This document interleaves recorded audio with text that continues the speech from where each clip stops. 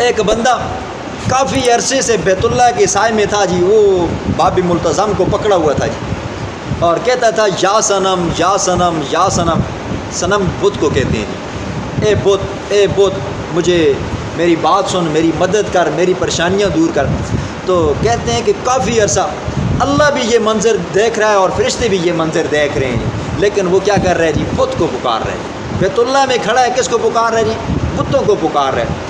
کرتے کرتے اس کی اونگ آ گئی، آنکھ لگی تو زبان پھسلی. یا صنم کے بجائے کیا نکلا جی؟ یا صمد، اے بے نیاز ذات. اللہ نے فرمایا لبیک عبدی، وہ میرے بندے مانگ کیا مانگتا ہے؟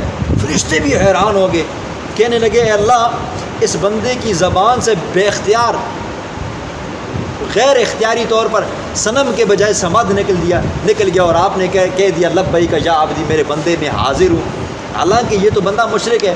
اللہ نے جواب دیا میرے فرشتوں، مجھے پتہ ہے اس کی زبان پھسلی، اس کی زبان کے پھسلنے سے صنم کے بجائے صمد نکل آیا.